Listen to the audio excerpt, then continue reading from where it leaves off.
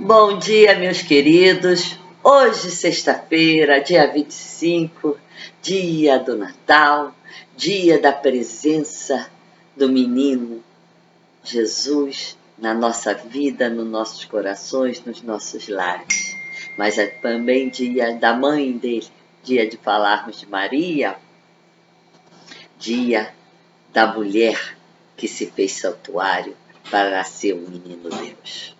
Que ele esteja sempre nos nossos lares, nas nossas casas, sempre habitando na nossa vida, sempre nos dando conforto nesse momento tão difícil de caminhada de cada um de nós. Nunca se precisou tanto desse carinho, desse conforto, desse colo de Mãe de Maria. E vamos começar hoje falando do dogma da Assunção Corporal de Maria, um dogma lindo, um dogma da era moderna, um dogma para resgatar os corpos que nunca foram resgatados da Segunda Guerra Mundial. Então, dando dignidade ao corpo de Maria, eu dou dignidade a todos que morreram, que foram vilipendiados, e todas as mães que choraram com o caixão vazio. Então, essa é a importância linda desse dogma. Esse dogma tão importante para a nossa fé. Então vamos estudar um pouquinho mais sobre ele. A Assunção se define como sendo o ato pelo qual Deus transportou a Virgem ao céu em corpo e alma. Maria, mãe dos homens, mãe da igreja, só pôde exercer seu mistério de intercessão porque está viva. Sua Assunção traduz uma realidade espiritual. Com o dogma da Imaculada Conceição, promulgado no dia 8 de dezembro de 1854, estamos na presença do segundo dogma dos tempos modernos, que é o dogma da Assunção Corporal. Então foi o dogma da Imaculada e agora o dogma da Assunção. Um exprime o mistério inicial, que é a Imaculada Conceição, e o outro o mistério terminal, a glorificação de Maria. Os dois vão estar na periferia do eu creio, envolvendo o coração do mistério da salvação. Deus, o único, santo, fez-se homem para se tornar os homens santos. Toda a vida de Maria, da sua concepção à sua entrada na vida eterna, testemunha este fato. É importante nós notarmos que a definição do dogma da Assunção Corporal de Maria no céu traduz o sentimento popular religioso muito antigo e claramente experimentado no curso da história da Igreja. Ao que pode parecer mais audacioso na promulgação feita pelo Papa Pio XII, sobre a Assunção está na ausência de qualquer fundamento escriturístico direto, estabelecendo a doutrina da Assunção de Maria como morte e ressurreição, à semelhança do seu filho e como sinal destino também de toda a igreja. Destino nosso. Sim, sobretudo entre os irmãos separados, mas não raramente no seio também de algumas famílias católicas, que asseveram que Deus não necessita de Maria para nos salvar e, portanto, sua devoção seria supérflua para a Igreja. O sofismo desse argumento não tem raízes. Portanto, Deus, na sua onipotência, também nos pode salvar sem a igreja, sem o sacramento, até mesmo sem a encarnação do Filho. Tudo então passa a ser supérfluo, né? Então nós refutamos assim. Não é supérfluo, muito pelo contrário, é necessário. o legado das Escrituras. Nós já falamos que diretamente nós não temos na Escritura nada que fale sobre a Assunção de Maria. Para provar a revelação formal da Assunção, temos que ir diretamente às fontes mesma das revelações. É um caminho difícil para nós percorrer, mas temos vertentes desse caminho. Não de forma direta, mas de forma indireta. Desde logo, se tratando de uma revelação explícita, é claro que essa se encontra na Sagrada Escritura. Diz que a mulher do capítulo 12 de Apocalipse é Maria em sentido literal, vendo neste capítulo alusões também à sua Assunção. Tampouco pode-se estritamente falar em uma tradição dessa revelação explícita, ao menos de uma maneira certa do estado atual das investigações positivas. Para Miller, a Assunção é revelada de forma implícita, com a identidade da vitória de Maria junto com a vitória de Cristo, pela imunidade da corrupção corporal em virtude do privilégio da Imaculada Conceição e da sua incorruptibilidade. Trava-línguas. Completa, que leva contigo o conceito da virgindade de Maria, que nos dá a tradição da Igreja. Maria está livre do pecado original, estando livre, portanto, do domínio da morte, porque a morte entra através do pecado. Ela, estando livre do pecado, ela também está livre da morte. Finalmente, com a virgindade corporal de Maria, parece estar em consonância com a perfeita incorrupção no sepulcro. Então, o corpo também ficou incorruptível. Porém, se as investigações dessas verdades ajudam a maior penetração em outros textos da Sagrada Escritura e na tradição patrística, então cremos que a crítica tem o seu valor. Certo que nas Escrituras encontramos essa revelação explícita pela tradição oral, tendo como indício que possamos apresentar os documentos de forma positiva que se remontam do século VI até provavelmente antes. Nós temos textos que são considerados apócrifos, a doutrina mariana dos padres, verdadeiro germe oculto da presença posterior e patente. Sem medo podemos concluir com certeza da existência de uma tradição oral apostólica que contém a afirmação explícita da Assunção.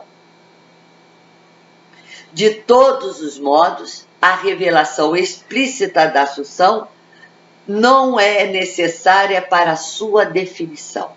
É a revelação ao menos implícita, pode apoiar-se em sólidos argumentos, como vê muitos teólogos nos últimos anos. Vamos dar uma olhada agora em Maria na Sagrada Escritura. As referências bíblicas à mãe de Jesus não aparecem muito numerosas na Sagrada Escritura. São ao todos os 50 versículos no Novo Testamento. E por quê, professora? É simples.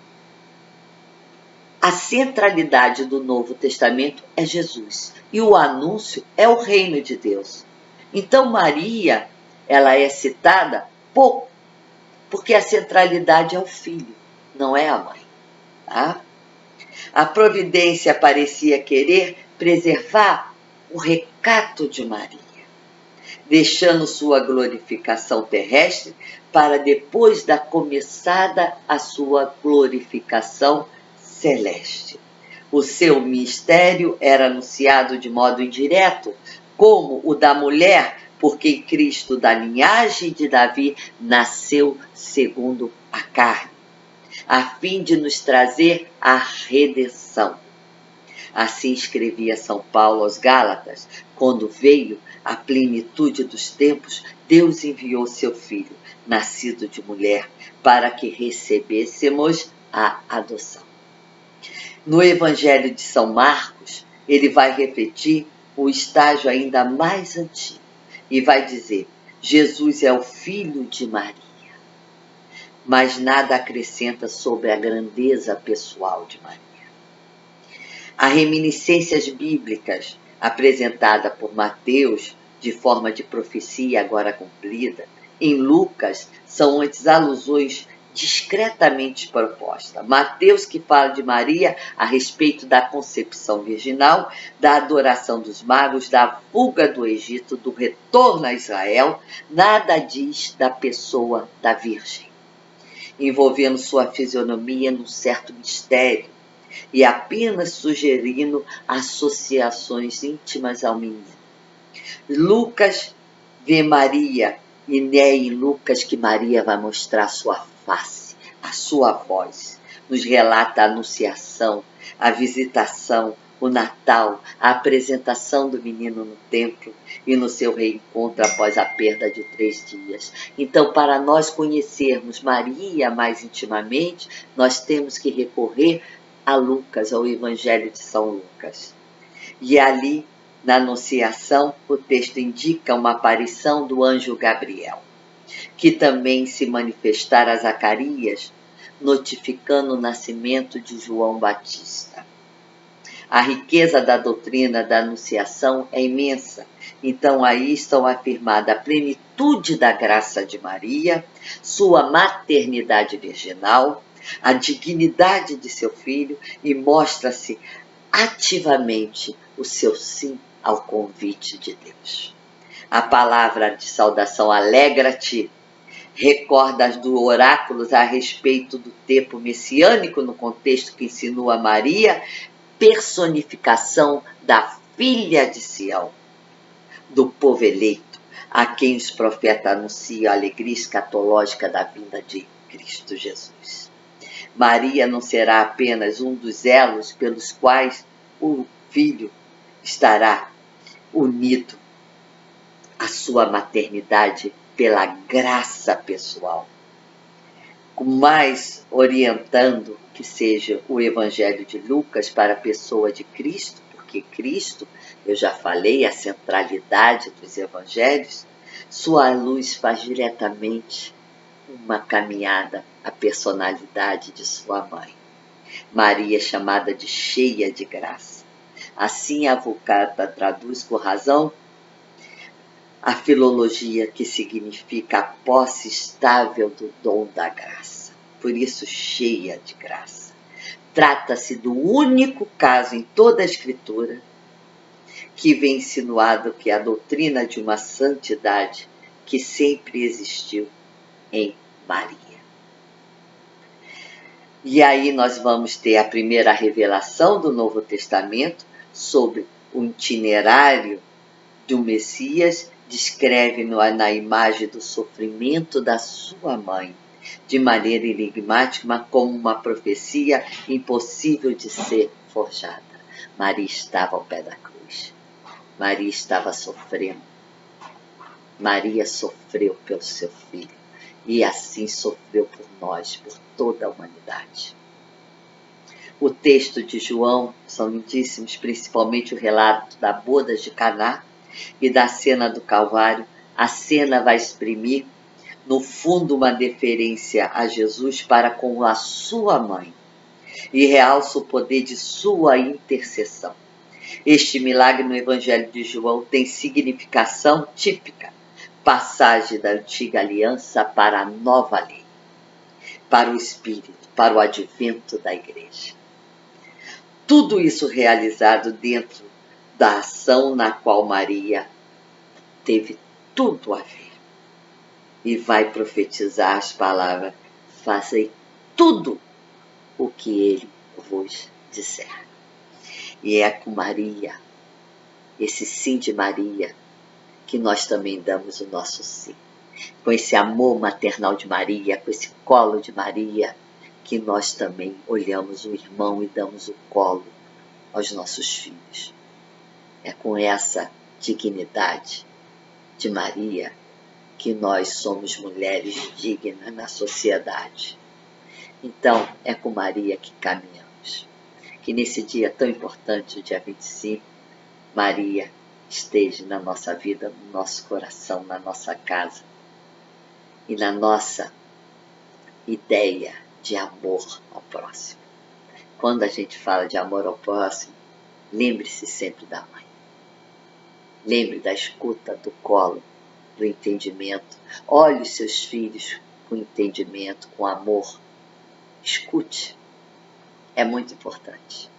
A escuta é fundamental para entendermos o amor.